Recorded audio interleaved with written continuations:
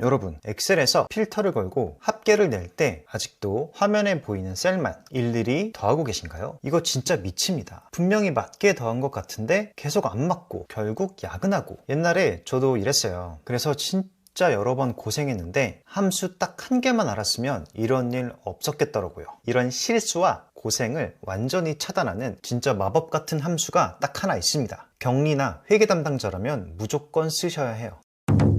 바로 그 함수는 서브토탈입니다. 토탈은 합계랑 비슷한 느낌이라 그냥 sum 함수랑 비슷한 거 아니야? 라고 생각하실 수 있는데요. 문제는 sum이 보이는 걸 기준으로 계산하지 않는다는 점이에요. 이렇게 sum 함수를 써서 매출을 선택을 해주고 엔터를 쳤습니다. 그리고 만약에 필터를 걸어서 서울만 했을 때 실제로 서울은 50만 4,200원인데 이 값은 136만 3,700원으로 바뀌지가 않죠. 그래서 이렇게 데이터 일부를 가려두거나 조건을 바꿔도 sum은 처음 지정한 범위를 그대로 계산합니다. 그래서 화면에는 이렇게 일부 항목만 남아있는데 합계 숫자는 그대로여서 헷갈리게 되는 거죠. 이런 상황에서 필요한 함수가 바로 서브토탈입니다. 서브토탈은 계산 기준이 아주 명확합니다. 현재 화면에 남아있는 데이터만 다시 계산합니다. 서브토탈은 겉보기에는 복잡해 보여도 실제로는 딱 두 가지만 기억하면 되는데요. 는 서브토탈에 여기 계산 방식을 선택하고 그 다음에 범위를 선택하면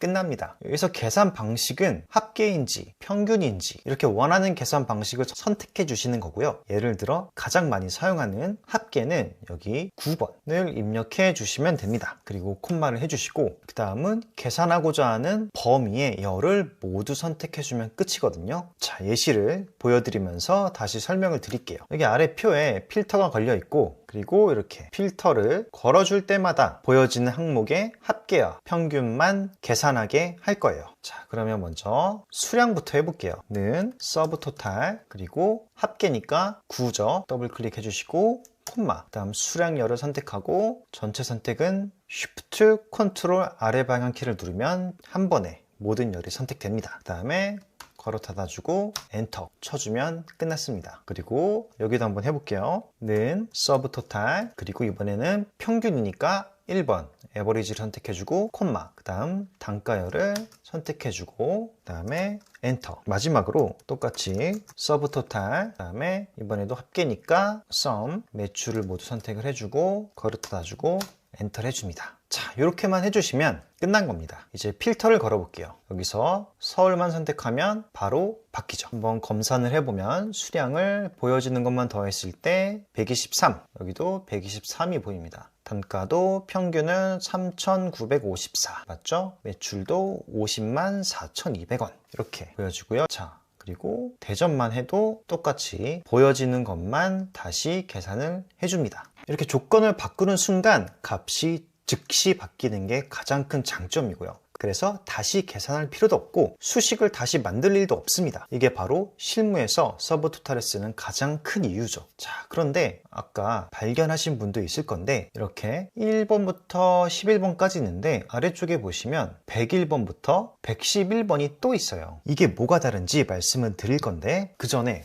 저도 이 서브토탈을 입사하고 한 3, 4년 후에 알게 되었는데 제대로 익히니까 회의하면서 이런저런 조건 바꿔가면서 합계를 빨리 확인해야 할 때 진짜 편했어요. 실무 엑셀은 이렇게 몇 개만 제대로 배워도 일하는 시간이 반으로 줄어든다는 말이 그때 실감을 제대로 했습니다. 그런데 저는 그때 혼자서 여기저기 찾아서 익히려니까 생각보다 시간이 정말 많이 걸렸습니다. 그래서 많은 분들이 저처럼 고생하실 것 같아서 제가 직접 대기업 일잘러들이 쓰는 방식 그대로 실무에서 바로 써먹을 수 있는 내용만 모아서 강의를 만들었거든요. 함수, 피벗 테이블, 데이터 정리, 차트까지 회사에서 자주 쓰는 기능들을 흐름에 맞게 정리했습니다. 강의 영상을 평생 소장하실 수 있고요. 그대로 따라하면서 연습할 수 있도록 실습 예제도 전부 제공됩니다. 딱 2일만 수강하시면 되고 할인 이벤트도 지금 진행 중이니까요. 엑셀 때문에 한 번이라도 답답했던 적이 있다면 지금 바로 고정 댓글을 확인해 보세요. 자, 그러면